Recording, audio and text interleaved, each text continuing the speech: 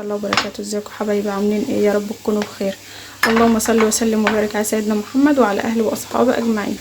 تعالوا بقى كده نعمل صينيه حجازيه الاسكندراني. تعالوا نسمي بسم الله ونخش على المقادير بتاعتنا. طبعا هنا معايا كوبايتين سميد، ماشي، كوبايتين سميد بسبوسه. اهم حاجه تجيبي ناعم كده، ماشي. معايا كوبايتين، ومعايا هنا كوبايتين دقيق وذره الملح حطها عليهم. يبقى كده معايا كوبايتين دقيق على كوبايتين سميد وعليهم ذره الملح. هنزل كده على طول هنا على الدقيق بتاعي، ماشي. اهو نقلبهم حلو مع بعض كده، اهو كده قلبتهم كده مع بعض. هنزل عليهم بباكت فانيليا. لو عندك فانيليا سايله ماشي حطي، ما عندكيش حطي من الفانيليا العاديه اهو. تبقى ريحتها حلوه كده، نعملها بطريقه حلوه ان شاء الله تعجبكم، تبقى زيها زي بتاعه الافران واحلى كمان وانضف، ماشي. ومعايا هنا كوبايه سمنه. عايز احط كوبايه سمنه على زيت، نصها سمنه ونصها زيت ماشي. عايز احط سمنه على سمنه بس ماشي. عايز احط زيت ماشي، بس مش هتبقى ناشفه معاك لو حطيتي زيت، فخليها سمنه على زيت يا اما سمنه بس، ما بتحطش عليها زبده. هنبدا بس نعمل اول الخميره. معايا هنا كده نص كوبايه سكر، نص كوبايه سكر تمام كده، ونص كوبايه ميه دافيه. هنزل على نص كوبايه الميه الدافيه بنص كوبايه السكر، هقلبها ادوبها حلو الاول، وبعدين هننزل ايه بمعلقه خميره. بعد كده بقى ايه هنزل بمعلقه خميره اهي، معلقه ونص كده بالمعلقه الصغيره، اما معلقه كبيره تمام كده اهو. ادوبها بقى كده اهي، هركنها بقى كده على جنب. هنا بقى هنزل بالكوبايه السمنه، هقلب بقى كده. انا عايزه اقلب السمنه حلو في السميد. في الوقت ده بقى هنزل بشتغل بايدي عشان عايزه ايه ابس العجينه حلو لازم تقعدي تبسها كده زي المعموله او زي الكحك والقراقيش والحاجات دي، لازم تبسي حلو. كل ما تبسها حلو كده هتقلبيها تشرب السمنه بتاعتك، هتطلع معاكي حلو. بصوا كده قلبتها، بصوا بقت عامله زي العجينه زي الكحك كده واحنا بنبس الكحك. بصوا هنزل بقى بالسكر والخميره نقلب. طبعا يا جماعه نوع السميد فيها نوع بيشرب سوائل ونوع لا، متخافيش انت لما تحطي الميه والخميره هتقولي لا ده ايه ده طيرت مني، لا بس قلبي هتلاقيها ايه شربتها وعايزه كمان حبه. ممكن تاخد معاكي نص كوبايه ميه وممكن كوبايه الا ربع ميه حسب نوع السميد والدقيق. بصوا احنا بنعجنش، احنا بصوا بنقلب بايدينا كده. كده حطيت نص كوبايه بحالها، نص كوبايه الميه اللي عليها نص كوبايه السكر ومعلقه الخميره. بصوا السميد بتاعي بيشرب بالميه، بصوا متخافيش كده، هي مش طريه ولا حاجه كده حلوه. اما تقعد شويه هتلاقيها شدت خالص معاكي اهي. هغطيها بقى واسيبها تخمر ساعه او نص او ساعه الا ربع، هي من ساعه لساعه الا ربع ماشي، مش اقل من كده. يعني لو قعدتها ساعه يبقى احسن، لان العجينه دي بتبقى تقيله في الخميره ايه بتغيب شويه على ما يعني ما بتخمرها يعني، ماشي. هنريحها بقى كده ساعه ونرجع مع بعض تاني. تعالى نعمل الحشوه. معايا هنا كوبايه سميد ماشي، ومعايا هنا نص كوبايه سكر ننزل على السميد، ومعايا هنا معلقه كبيره قرفه. انا اولادي ما بيحبوش القرفه قوي فحطيت معلقه كبيره قرفه ومعلقه ونص كاكاو خام، بس هو الكاكاو بتاعي غامق بقى مش فاتح فربنا يستر بقى ماشي. هنقلب بقى كده. انت لو بتحبي القرفه حطي معلقتين قرفه كبار، مش شرط عشان هي بتتعمل بالقرفه نعملها بقرفه. ممكن تغيري في الحشوه بتاعتها على فكره، ممكن تحطي كاكاو بس وممكن تحطي قرفه بس، فعادي يعني. هنزل بمعلقه واحده سمنه. طبعا هي فيها سمنه كتير انا عارفه، بس ايه معلقه السمنه دي بتفرق في الحشو قوي. معايا كده ربع كوبايه ميه، احط معلقتين بمعلقتين كده. عايزاها تبقى ايه زي الرمله المبلوله كده. قلبي حلو كده، لازم تبقى كلها الحشو كله شارب من بعضه كده ومتقلب حلو. لسه عايزه كمان حبه بتاع معلقتين برضو وهقلب. فانت لو بتحبي القرفه حطي قرفه.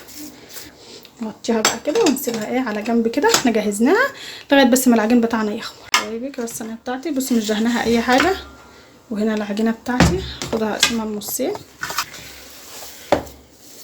ناخد نصها كده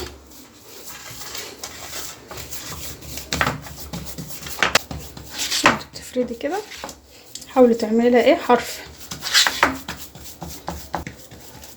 حاولي تسويها كده، بعدين نعمل لها حرف كده عشان لما نحط الحشوه ما تتحرقش كده وما تجيش ايه تطلع من الصينيه. تكالي كده احاول اسويه وبعدين ايه ارفع بصوابعي كده كده. بصوا اهي نسيب بقى الحشوه بتاعتي كلها.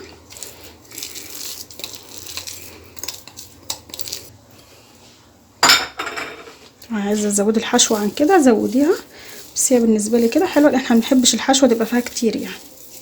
افردها كده. بصوا بتتفرد بصوا بكل سهوله لان هي ايه طريه كده، حشوه طريه كده وحلوه، فبصوا بتتفرد بكل سهوله خالص. بصوا بقى هناخد بقى الطريقه حته بحته كده، عايزه افردها على كيس.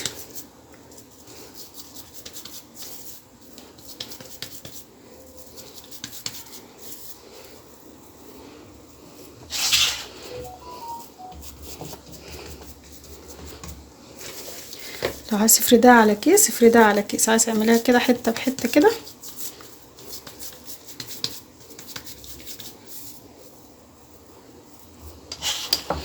تسويها كده اهي.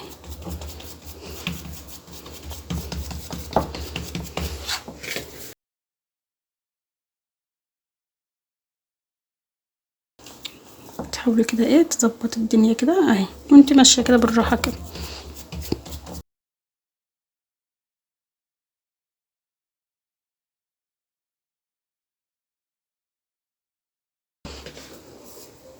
طبعا بتاخدي بقى كده في الحتت اللي باينه دي،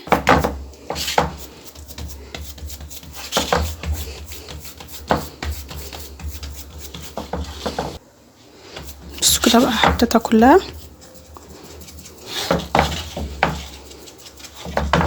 بصوا نظبط بقى، بصوا اتك على الحروف دي كده. لو مش عايزه تفردها حته بحته كده افردها على كيس تلاجة او ورقه زبده، بس تكون دهنها زيت، او الكيس برضو تكوني دهنها نقطه زيت كده عشان تطلع من الكيس على طول. امسكها بقى بالشوكه.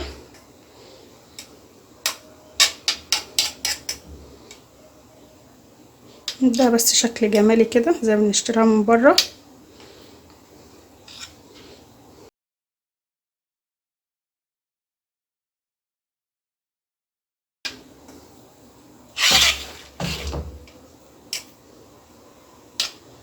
نعملها كده بالطول وبالعرض، ده شكل حلو كده. طبعا قعدت معايا ساعة وربع تخمير، قعدتها ساعة وربع اهي. ادخلها بقى الفرن اهي. انا مولعه فرن البوتاجاز سخنته حلو، هحطها في الفرن. اول ما تاخد لون حلو من تحت هولع عليها الشوايه، ما احتاجتش الشوايه خلاص، عايزه يعني ايه حسب الفرن بتاعك. انا هحطها على درجه حراره 180 150، انت حسب نار الفرن بتاعك النار بتاعته عامله ايه اهي. هدخلها بقى الفرن ونرجع مع بعض تاني. الجزيه بتاعتنا طلعت، نسيبها اما تهدى كده شويه عشان تطلع معاكي تبقى كويسه، لازم تبرد خالص عشان تبقى ايه معاكي ما تتفتفتش ولا اي حاجه.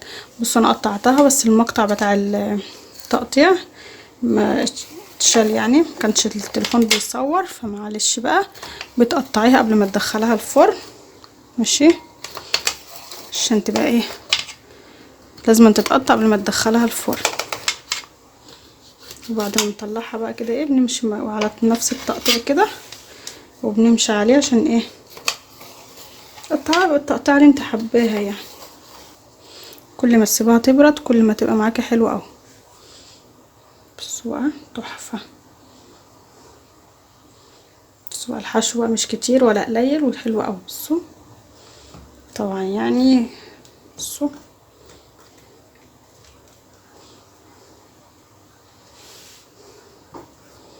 حلوه قوي جربوها. بصوا بتقطعيها وبتعمليها بالشوكه كده، بتنغزيها كده بالشوكه مرتين 3 كده عشان تبقى معاكي ايه اول ما تدخلها الفرن ما ترفعش كده وتشقق منك. لازم ايه تعمليها بالشوكه كده. يعني بصوا انا عاملاها بالشوكه بعد ما قطعتها، بس معلش المقطع بتاع التقطيع وانا بعملها بغرز فيها الشوكه كده، فمعلش ما صورتش الحته دي. حجازيه بقى تحفه تحفه تحفه تحفه.